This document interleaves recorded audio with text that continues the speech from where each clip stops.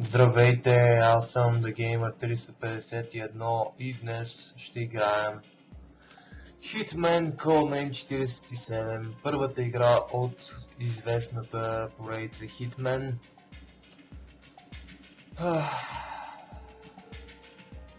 Започваме с една от най-скучните тренировъчни мисии.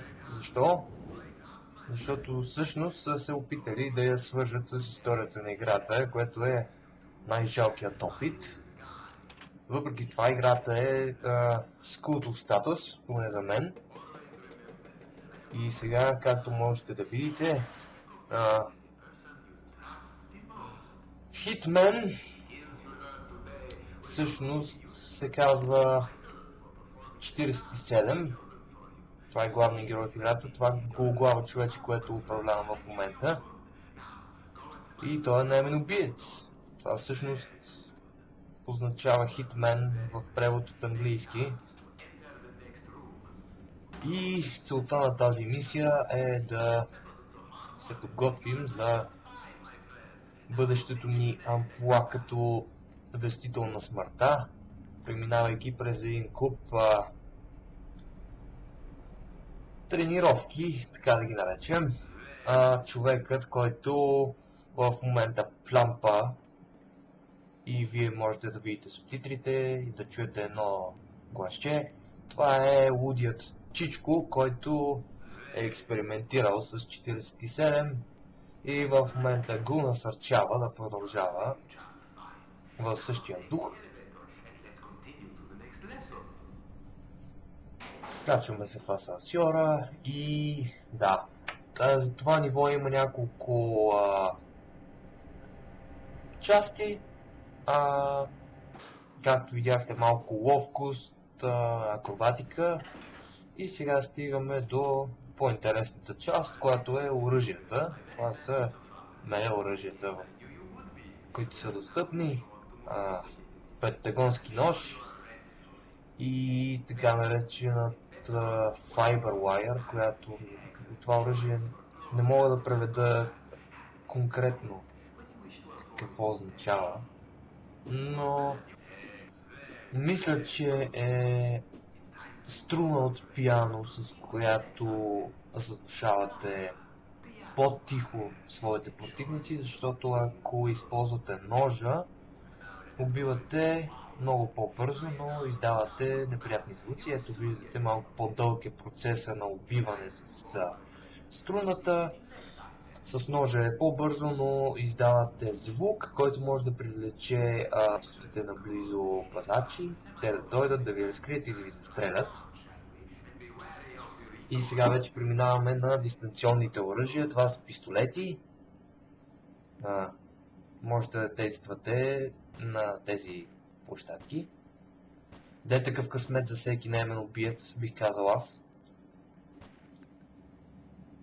Такава удобна базичка. И нещо съм много крив, но както и да е. Мисля, че толкова стига, да видим какво сме направили. Можеше и по-добре, честно казано.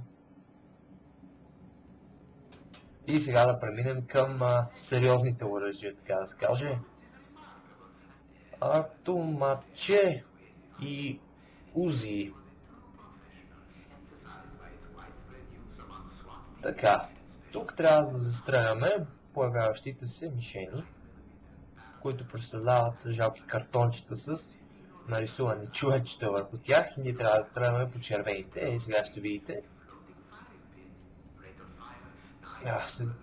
Взимай го, бе.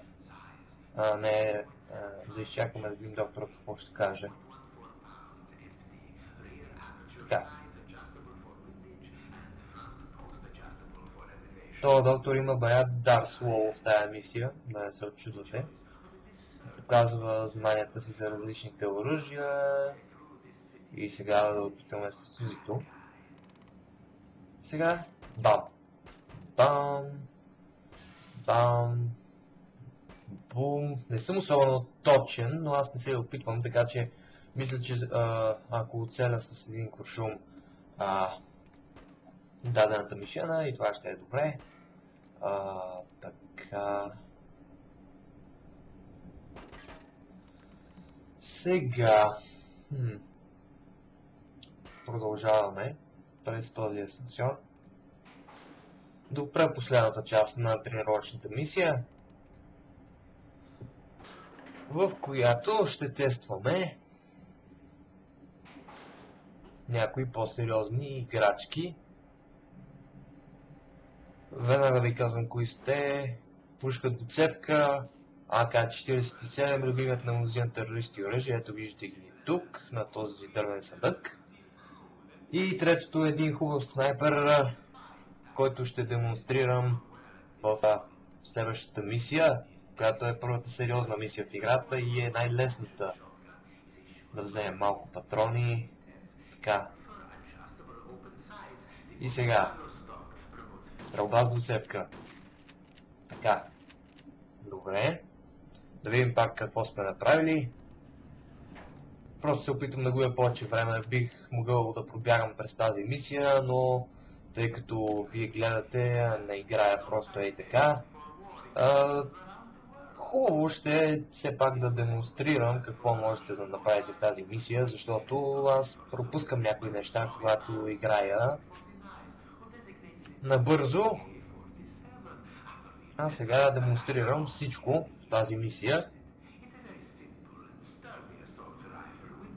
И така, докторът обяснява, а аз показвам стрелкови умения, точност до някъде, не съвсем. И сега да видим нацелил ли съм центъра на мишената.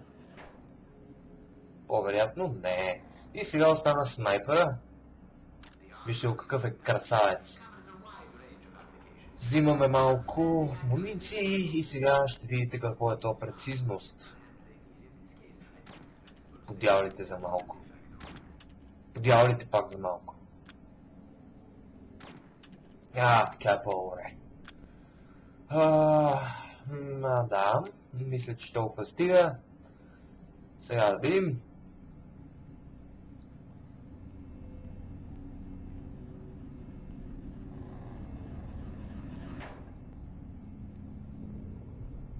Така, малко мамия. И сега можем да преминем към следващата част.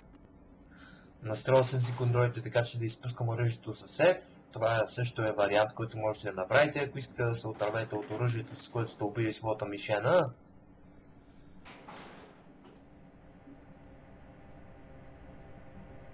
И сега, първото ни убийство, същинско. Трябва да убием този нещастник, който, ако наистина не го убием, ще дойде към нас, ще използва електрошок върху нас, ще изпаднем без съзнание и разбира се, мисията ще се рестартира. Не искаме това, нали? Взимаме дрехите му, едно от основните неща, които се правят в тази игра. Така. И сега ще екзекутираме втория глупак в мисията. Трябва да убият само двама души, слава богу. Ето го и късметлията. Тъй като играта от 2000-та година, графиката е много грозна, но мисля, че изглежда доста добре така, защото играе на максималната резолюция, изглежда като игра от, да кажем, 2004 година, което е някъде добре, въпреки че пак е доста отдавна. И този го задушавам, защото майче така е най-добре в случая. Не искам да си хъбя патроните, значи ще си вземете от тази мисия, но... Така, взех неговия пистолет Hardballer. И отново докторът с неговите обяснения. След тази врата мисията свършва. Всичко, което трябва да направя, да отворя. Така. И ето, дами и господа, финалната сцена на тренировъчната мисия. Нашият човек се измъква от зловещата тайна база на доктора. С видимо облегчение обаче, за наша изненада, докторът се кефи. Явно, от който замисля от самото начало, се получава. И така, мисията приключва. И преминаваме към първата истинска мисия на играта, в която се говори за гангстери. А действието се развива в Хонг-Конг, както виждате. Хонг-Конг, не знаете какво е Хонг-Конг? Хонг-Конг е автономна провинция на Китай, където стават всякакви гадори, има гангстери. До някъде е по-мръсно от най-мръсния град в света Ню Йорк. И общо взето е населен с бокуци, поне така съм чувал.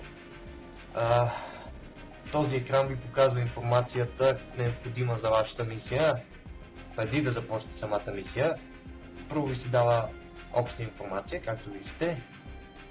Това може да се изчете, но в немалко случаи не си струва, защото е просто обща информация. Това са вашите цели, за да е успешна мисията. И има доста текст общо взето, въпросът е дали искате да го четете.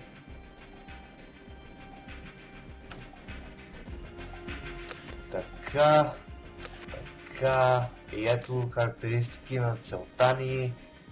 В първата мисия това е нищо и никакъв нещастник, който преговаря от името на Ли Хонг, нашата главна цел в играта, в кавички, ама друг път. Тук си избирате оръжията. Тази мисия е много лесна, просто трябва да елиминирате нещастника, който преговаря от името на Ли Хонг. Той дори облечен в червено, което прави набелязването му значително по-лесно. И след като го бите, трябва да си плюете емпатите. Достъпното оръжие за тази мисия е един снайпер, а ако нещата се оплескат и ви погне цялото ниво, и един пистолет. Но той е без заглушител, така че не е препоръчително да го използвате, ако ще играете стелт. Аз мисля да играя стелт. Освен ако не ме погнат, защото в такъв случай ще си покажа зъбите.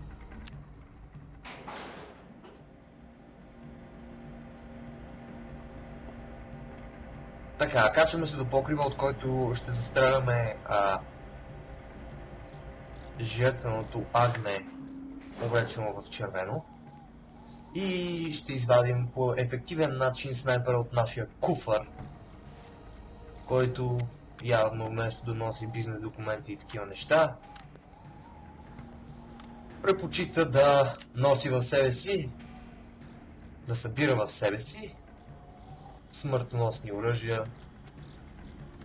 Стигнаха представителите на другата банда, не тази на Ли Хонг, а тази на лотосите, които са облечени в синьо.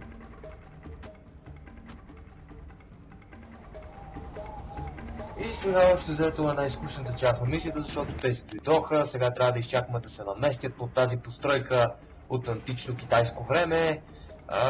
Трябва да изчакаме да дойде втората кола с нашата мишена, която трябва да стреляме. Мисията е толкова лесна, трябва ви само един куршум, ако ще използвате снайпера. Да, ето и нашия човек. Отново придружаван от лотоси. Така. Сега ще го видите какъв е нещастник.